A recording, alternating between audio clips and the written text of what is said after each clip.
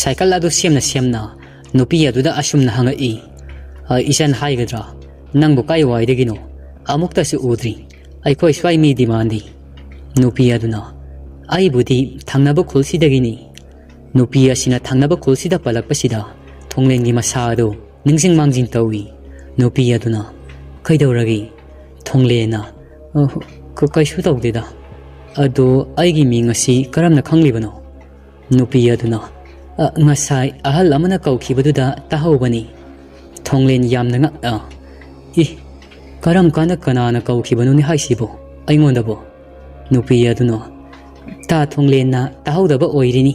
muna ningsingbiyo aingondabo kanana mina kaurakibagi haisibo khangdreda aishu thengi haina prep cycle tharakpududa bab oidreda si sembai loirabani yaraba yengo nupi aduna yamna nungaijari nasalgi mateng pangbiba asigidamakta thonglena ado nangi mingdi kari kauge nupi aduna kona haigeda thonglena kaigi ming haibada pamubro aigidi loi hairangbisi aidi asigi khulsidagini hayengai lambida kaida thengnerabasu adum kaungnasi nupi aduna hoi yai thonglena ai thinbiramo haibro thengsu thengi nungaigadro nupi na tomta yarani itomta asumak setkragi na tomta nungaiteda thinbigi yarani ai asum chatkragi ta thonglen afaba saduna yade lao ai thinbiragi ta thonglen yadrabanina thilanba taredana thonglen yamna harauna hoiba adunidana nupi na tomta satkibado ai su nungaiteba lao nangsu thengkrani chalasi ta thonglen di kaigi nungaitriba thonglena thengzilakpasida natomta oibado adugi haibanida saunningbro saunningsdeda ani ado asumna wari saraga lakbana santarembi hoigi khul yausilai nupi aduna ta thonglen asi yauradi ai adumak chatkragi yaranida ta thonglen su hanaba tawbiro thengzilaklani yaradrane yum yoba phauba thinbiramagedana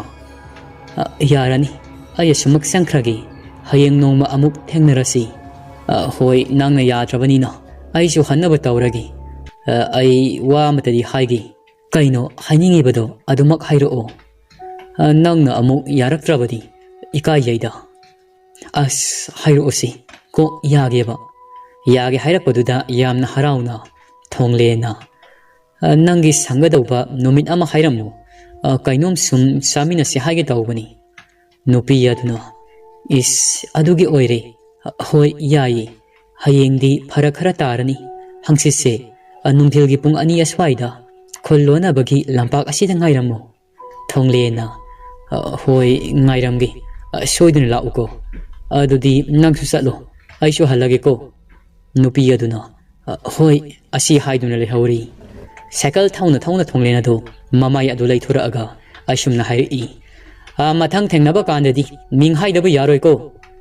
asi hairamlaga thonglena do cycle thauduna mayum tamna halai asumna usinna sin thonglena do mayum de yaurai mapana thonglen nang halak labra au pabung fare nakhong nakhot ado chamthu uro aduga sak asi sanaba tawrasi hoi pabung thonglen makhong makhot ado chamba makhogi pukri aduda thorai thongra aduda famlaga mamai tari ngai sida pukri asida leitum langak pugum tawrai mamai taramba ado chaplep laga koinu ne asi hairaga koi leiduna yengamaga amuk mamai ado tai amuk kasu duk launa thomdarai thonglen mamai ado amuk nongkhalakduna makholdugi maikaida yengjai hangoi oira malida haina makhong makhut ado sambadu losilli loiraduna makhong makhut ado taithoklaga mayumda karai pabung kaidawre adu kana kawrai baduna chak semba loirabo ngasaina loijare lao isana hanura abanina ipana mau anaubi phamthon karabanina nungaire asi mangaidana ha kai haige as ai khoi pabung sina ꯑꯁꯤ ꯅꯠꯇ꯭ꯔꯕꯗꯤ ꯍꯥꯏꯅꯤꯡꯉꯥꯏ ꯂꯩꯇꯕꯗꯧꯅ ꯆꯥꯛ ꯉꯥꯛꯇ ꯆꯥꯒꯦ ꯇꯧꯕꯁꯤꯗ ꯍꯣꯏ ꯍꯣꯏ ꯍꯣꯏ ꯆꯥꯔꯣ ꯆꯥꯔꯣ ꯑꯗꯨꯕꯨ ꯈꯔ ꯚꯥꯞ ꯇꯥꯅꯕꯗꯤ ꯐꯩꯀꯣ ꯁꯤꯔꯝꯗꯥꯏ ꯐꯥꯎꯕ ꯑꯩꯁꯦ ꯀꯌꯥꯝ ꯀꯨꯏꯅ ꯑꯣꯠꯈꯤꯗꯣꯏꯅꯣ ꯄꯥꯕꯨꯡ ꯆꯥꯛꯁꯤ ꯉꯥꯏꯍꯥꯛꯇ ꯆꯥꯈꯤꯁꯤꯗ ꯍꯣꯏ ꯍꯣꯏ ꯆꯥꯔꯣ ꯆꯥꯔꯣ ꯃꯄꯥ ꯃꯆꯥ ꯑꯗꯨ ꯆꯥꯛꯈꯨꯝ ꯑꯗꯨꯗ ꯆꯥꯛ ꯄꯨꯟꯅ ꯆꯥꯃꯤꯟꯅꯔꯤ ꯃꯄꯥꯅ ꯀꯗꯥꯏꯗ ꯀꯩ ꯊꯕꯛꯅꯣ ꯅꯪꯅ ꯆꯠꯂꯣꯏꯗꯨꯅ ꯃꯄꯥꯅ ꯍꯪꯉꯛꯄꯁꯤꯗ ꯉꯁꯥꯏ ꯃꯥꯒ ꯊꯦꯡꯅꯔꯛꯄꯤ ꯁꯛꯍꯦꯟꯕꯤ ꯅꯨꯖꯥ ꯑꯗꯨ ꯈꯪꯅꯤꯡ ꯅꯤꯡꯁꯤꯡꯉꯛꯏ ꯀꯩ ꯑꯉꯥꯡꯅꯣ ꯃꯁꯤꯕꯨ ꯍꯪꯉꯤꯕꯁꯤꯅ ꯈꯨꯝꯃꯛꯇ꯭ꯔꯒ ꯃꯪꯉꯒ ꯂꯩꯔꯤꯕꯁꯤꯅ ꯍꯥꯏꯔꯤꯕꯗꯨ ꯇꯥꯃꯜꯂꯛꯇꯕꯗꯒꯤ ꯃꯄꯥꯅ ꯊꯣꯡꯂꯦꯟ ꯊꯣꯡꯂꯦꯟ ꯊꯣꯡꯂꯦꯟꯅ ꯀꯩꯅꯣ ꯄꯥꯕꯨꯡ ꯑꯩꯅ ꯑꯄꯪꯗꯤ ꯑꯗꯨ ꯀꯟꯅ ꯀꯧꯔꯤꯕꯗꯨꯕꯨ ꯀꯌꯥꯗ ꯌꯦꯡꯉꯨꯅꯤ ꯃꯁꯤ ꯑꯩꯅ ꯍꯪꯕꯅ ꯈꯨꯝꯗꯕꯤ ꯃꯣꯟꯗ꯭ꯔꯪ ꯁꯥꯟꯅꯔꯒ ꯂꯩꯈ꯭ꯔꯒ ꯅꯪ ꯑꯃꯩꯕꯣ ꯅꯍꯥꯟꯋꯥꯏ ꯇꯤꯟꯅꯔꯝꯕ ꯏꯃꯥꯟꯅꯕ ꯈꯔ ꯁꯨꯝ ꯄꯨꯜꯂꯨꯕꯅꯤꯗ ꯑꯩꯕꯨ ꯍꯥꯏꯖ ꯍꯥꯏꯔꯕꯗꯤ ꯅꯪ ꯑꯉꯥꯡ ꯅꯠꯇ꯭ꯔꯕꯅꯤꯀꯣ ꯈꯨꯜꯁꯤꯗ ꯇꯧꯔꯤꯕ ꯊꯣꯛꯏꯕ ꯊꯧꯗꯣꯛ ꯃꯌꯥꯝ ꯑꯁꯤꯒ ꯑꯩꯗꯤ ꯅꯪ ꯃꯄꯥꯜ ꯊꯣꯛꯍꯟꯅꯤꯡꯗ꯭ꯔꯕꯅꯤꯀꯣ ꯅꯪꯁꯤ ꯈꯔ ꯚꯥꯞ ꯇꯥꯅꯁꯤ ꯍꯣꯏ ꯄꯥꯕꯨꯡ ꯆꯥꯛꯁꯤ ꯑꯃꯨꯛꯇ ꯆꯥꯈꯤꯁꯤꯗ ꯇꯨꯃꯤꯟꯅ ꯑꯗꯨꯃꯛ ꯆꯥꯔꯤꯉꯩꯁꯤꯗ ꯁꯣꯔꯣꯛꯂꯣꯝꯗ ꯍꯨꯏ ꯈꯠꯅꯕ ꯍꯨꯏ ꯀꯞꯄꯒꯤ ꯃꯈꯣꯜ ꯍꯧꯅ ꯇꯥꯔꯛꯏ ꯃꯄꯥꯅ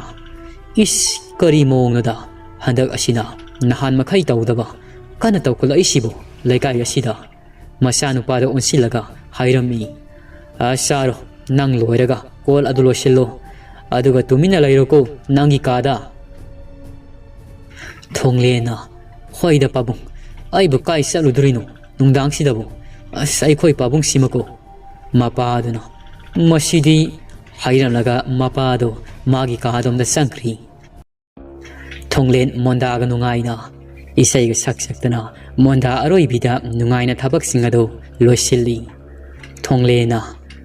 ꯑꯩꯕꯨ ꯀꯣꯟꯁꯤꯡꯁꯤꯕꯨ ꯆꯥꯝꯊꯣꯛꯑꯝꯃꯁꯤꯔꯅꯤ ꯅꯠꯇ꯭ꯔꯒꯅ ꯍꯌꯦꯡ ꯆꯥꯝꯂꯁꯤꯔꯥ ꯍꯣꯏꯗ ꯍꯌꯦꯡ ꯇꯧꯔꯁꯨ ꯍꯧꯖꯤꯛ ꯇꯧꯔꯁꯨ ꯑꯝꯍꯥꯅꯤ ꯍꯧꯖꯤꯛ ꯑꯗꯨꯝ ꯆꯥꯝꯂꯒꯦꯗ ꯀꯣꯟꯁꯤꯡ ꯑꯗꯨ ꯃꯅꯤꯡꯗ ꯄꯨꯊꯣꯔꯛꯇꯨꯅ ꯐꯦꯡꯕ ꯍꯧꯏ ꯏꯁꯩ ꯉꯪꯕꯁꯨ ꯂꯦꯞꯇꯤ ꯏꯈꯪ ꯈꯪꯍꯧꯗꯅ ꯌꯨꯝꯊꯛ ꯑꯗꯨꯗ ꯅꯨꯡ ꯑꯃ ꯇꯥꯔꯛꯄꯒꯨꯝ ꯇꯧꯔꯛꯏ ꯊꯣꯡꯂꯦꯟ ꯄꯥꯏꯔꯝꯕ ꯄꯨꯈꯝꯒ ꯑꯗꯨ ꯈꯪꯄ꯭ꯔꯦꯛ ꯈꯪꯅ ꯂꯪꯊꯣꯛꯈ꯭ꯔꯤ ꯀꯩꯅꯣ ꯈꯪꯗꯦꯗ ꯍꯟꯗꯛ ꯃꯔꯛ ꯑꯁꯤ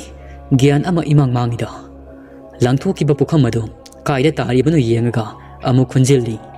ꯑꯃꯨꯛ ꯐꯦꯡꯒꯦ ꯍꯥꯏꯅ ꯇꯧꯕꯗ ꯃꯅꯪꯒꯜ ꯑꯗꯨꯗ ꯌꯨꯝꯊꯛꯇꯒꯤ ꯍꯧꯗꯣꯡ ꯑꯃꯅ ꯇꯥꯁꯤꯜꯂꯛꯇꯨꯅ ꯈꯨꯖꯤꯟꯅ ꯈꯣꯠꯂꯝꯂꯒ ꯆꯣꯡꯂꯒ ꯆꯠꯈ꯭ꯔꯤ ꯊꯣꯡꯂꯦꯟ ꯌꯥꯝꯅ ꯁꯥꯎꯅ ꯊꯣꯔꯥꯏ ꯃꯆꯥꯒꯤ ꯍꯧꯗꯣꯡꯁꯤꯗꯤ ꯍꯥꯠꯂꯒꯦꯗ ꯃꯅꯥꯛꯇ ꯂꯩꯔꯝꯕ ꯄꯣꯠ ꯑꯃ ꯄꯥꯏꯔꯒ ꯂꯪꯈꯤ ꯍꯧꯗꯣꯡ ꯑꯗꯨꯗꯤ ꯍꯧꯊꯥꯅ ꯆꯦꯟꯈꯤꯕꯅ ꯃꯥꯅ ꯂꯪꯉꯤꯕ ꯄꯣꯠ ꯑꯗꯨ ꯄꯥꯜꯍꯧꯗ꯭ꯔꯤ ꯁꯥꯎꯅ ꯃꯃꯥꯏ ꯑꯗꯨ ꯑꯃꯨꯛ ꯂꯩꯁꯤꯜꯂꯛꯄꯁꯤꯗ ꯃꯥꯅ ꯂꯪꯊꯣꯛꯈ꯭ꯔꯤꯕ ꯄꯣꯠꯁꯛ ꯑꯗꯨ ꯃꯥꯒꯤ ꯃꯅꯥꯛꯇ ꯊꯝꯕ ꯃꯥꯒꯤ ꯐꯣꯟ ꯑꯗꯨ ꯑꯣꯏꯔꯝꯃꯤ ꯑꯩꯅ ꯍꯦꯛ ꯇꯧꯕꯁꯤꯗꯤꯀꯣ ꯍꯧꯒꯠꯇꯨꯅ ꯐꯣꯟ ꯑꯗꯨ ꯀꯥꯏꯗ ꯇꯥꯈ꯭ꯔꯕꯅꯣ ꯍꯥꯏꯗꯨꯅ ꯀꯣꯌꯦꯡ ꯌꯦꯡꯉꯤ ꯊꯤꯕ ꯌꯥꯕ ꯊꯤꯔꯕ ꯃꯇꯨꯡ ꯐꯣꯟ ꯑꯗꯨ ꯃꯆꯤ ꯑꯃꯗ ꯇꯥꯗꯨꯅ ꯂꯩꯕꯗꯨ ꯃꯍꯥꯛꯁꯨ ꯎꯔꯤ ꯑꯩꯅ ꯉꯁꯥꯏꯗꯒꯤ ꯑꯁꯨꯛ ꯋꯥꯅ ꯊꯤꯔꯒ ꯑꯁ꯭ꯋꯥꯏꯗ ꯇꯥꯔꯒ ꯂꯩꯔꯝꯂꯤꯁꯤꯕꯨ ꯊꯣꯡꯂꯦꯟ ꯀꯣꯜꯂꯤꯛꯁꯤꯡ ꯑꯗꯨ ꯆꯥꯝꯕ ꯂꯣꯏꯁꯤꯜꯂꯤ ꯆꯥꯛꯈꯨꯝꯗ ꯆꯪꯉꯛꯇꯨꯅ ꯀꯣꯜꯁꯤꯡ ꯑꯗꯨ ꯊꯅꯝꯂꯒ ꯃꯅꯤꯡꯒꯤ ꯊꯣꯡ ꯑꯗꯨ ꯂꯣꯟꯁꯤꯜꯂꯝꯗꯨꯅ ꯃꯥꯒꯤ ꯀꯥꯗ ꯆꯪꯉꯛꯏ ꯀꯥꯡꯈꯜ ꯑꯗꯨ ꯊꯥꯔꯒ ꯊꯦꯞꯊꯈ꯭ꯔꯤ ꯃꯇꯝ ꯑꯁꯤꯗ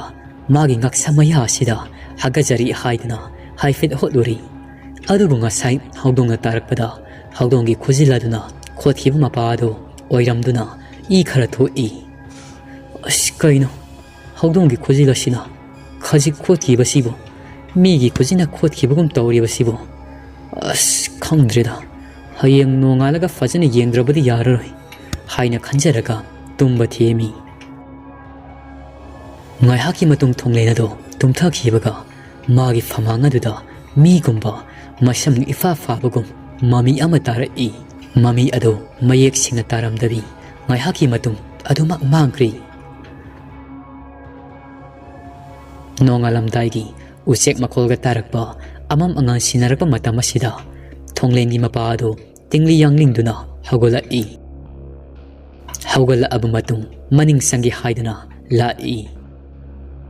ꯃꯅꯤꯡ ꯆꯪꯂꯨꯔꯕ ꯃꯇꯨꯡ ꯊꯣꯛꯂꯛꯀꯦ ꯍꯥꯏꯗꯨꯅ ꯇꯧꯕꯁꯤꯗ thongi mathaki saruk aduda ahangba matek ama leibadudha uri musin muba awangba ama mangakti yaudaba ama leptuna leibado thonglengi mapado is loireduna asi haina wakhalda tumina khanjeduna makok ado ngawkhalagduna masi amada famthai mabuk ningda khanjai maya sengbu somata purak haudri haidi kamai tawni ashimna khanjai musin muba adusu masi lengna lei kanagumba kigan mami oirabadi tawriba uriba phyo masida wan thaduna siba yauragadabani adubu thonglengi mapado migi laiki daba ama oirabadagi ahalsu oisilakpagi wakhalado tapna fathabagi khara faribani migi laiki daba ma fau koksau bi kakri humang pit bi kangi tumina famduna adumak lairi musin muba ado amadagi ahum sukri ahum madu punsinduna wa tanabagum tawribado ahubudagi tumina ngasaidagi yenglibani thonglengi mapado lai fattaba musin muba ado ngaihaki matung adumak mangkri thonglengi mapado magi sing laibagi khudong thibadi karimata tahaudri amuba ahumado hit mangkibaga ayoki korau hanba ado tapna mangal nairakli thonglengi mapado amang sang manungdudagi thorei sor sangna amuktang khwalamlaga thoraklibani numitki masek mangala duda yengjaduna khoiramjai mayum tamna sangai thonglen masani pado masanomduna haudu i thonglena suk phajabi nangsi aigi oina fangjabani aigi mapok asi mahayale khalibani nupiyaduna ta thonglen ayoksida khit irang tawbiranu thonglena as nangonda irang tawduna kanada taw haibano nupiyaduna amu as yareko pabung mangolda phamawbani kok hagotlosi sasida laijari thonglena as saga thamkosi nupiyadu mamai aduda tapna nanduna kaisagi nang asuk yam phajari sibo nupiyaduna as yare he kainu phano sibo thonglena ngai khosi aigi khwangsi amukta namu khaiba nupiyaduna ta thonglen nangi mayadu kai taisilaga sabano thonglena nungsibi as amukta namamuba khwangsi kaidau khrabano khamdeba as nabadi yadri nupiyaduna nang adum nganghoroko nupi adu chatkige tawbada thonglena nupi adugi khudang adu tap nangna fai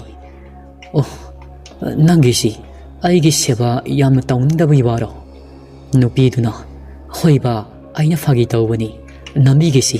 hidak lawrukhigi phatlake ko thonglena nangido thokpa yanaba kadar tawrini yare salo sangbira kanu aswaidaga nupi duna ho pamuba sangaki hairaga leiramuko nupi adu thokri ngaihaki matung ising bartilama haijildi thonglen khangpre khangna mahapapi kanano nongkhalakpada mapa oirambaduda pabung kanagi pabung batil sina thombabu kayang kuire aina hawruibese ha aduga pamubi khwang milu kaina aisi noi napagi pamubaro ha yamna thun hawgalo momba kado phawdu thonglena as o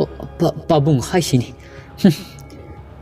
mi mamong nupiga mangda kana romance story ka chida astan kaina sanga iba thongoi saka amata thongoi thonglendo saurangna mompak asot pa ado phawdokna ba kana hotnari madu uda mapa ado tumina no i mangonda theliba thonglengi mamagi photo aduda yengduna mama ngasi na sasi mayum maigei panbagi matangdu henjila e nang lairamlabadi sasi ibani sangdana waraklaga si yauna ngauxinari basi ngauxinaram loiko adubu ngasi nongning yasi na sasi kharat gyan tabugum tawrini he mapa ado mabi taithokduna imungna sankri ashomna thonglena do isau su tawri masilda murum su kanna soli mompak achor pa ado phawdokpa loiraduna imungda sanga e mapa ado mayai ka aduda famduna leirami pabung mapa ado khumdabi mina khak yenga e kai hinsang thongsi haibano ꯆꯥꯛꯇꯣ ꯉꯁꯤꯗꯤ ꯑꯩ ꯊꯣꯡꯕꯤꯔꯒꯦ ꯃꯄꯥꯅ ꯀꯔꯤ ꯑꯁꯨꯛ ꯀꯨꯏꯕꯗꯤ ꯑꯩꯗꯅ ꯊꯣꯡꯉꯛꯑꯒ ꯉꯁꯤ ꯈꯛ ꯅꯪꯅ ꯊꯣꯡꯗꯣꯏꯕ ꯊꯣꯡꯂꯦꯅ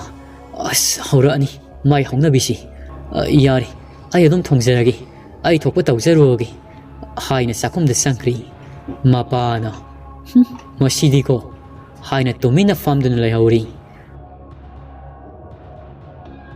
ꯃꯄꯥꯗꯨ ꯉꯁꯥꯏ ꯃꯈꯩ ꯀꯥꯎꯔꯕꯁꯨ ꯃꯥꯅ ꯊꯦꯡꯅꯈꯤꯕꯗꯣ ꯑꯃꯨꯛ ꯅꯤꯡꯁꯤꯡꯉꯛꯏ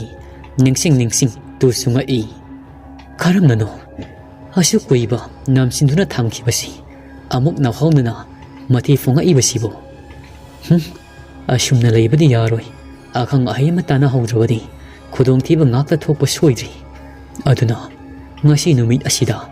ꯑꯈꯪ ꯑꯍꯩ ꯀꯅꯥ ꯀꯅꯥ ꯂꯩꯕꯒꯦ ꯍꯥꯏꯕꯗꯣ ꯍꯪꯅꯔꯒꯦ ꯇꯟꯖꯥꯗꯨꯗ ꯃꯤ ꯁꯤꯕꯒꯤ ꯃꯈꯣꯜ ꯑꯃ ꯀꯟꯅ ꯇꯥꯔꯛꯏ ꯀꯩꯅꯣꯗ ꯀꯥꯏꯗꯒꯤ ꯃꯈꯣꯜꯅꯣ ꯀꯅꯥ ꯂꯩꯇ꯭ꯔꯕ ꯖꯥꯠꯅꯣ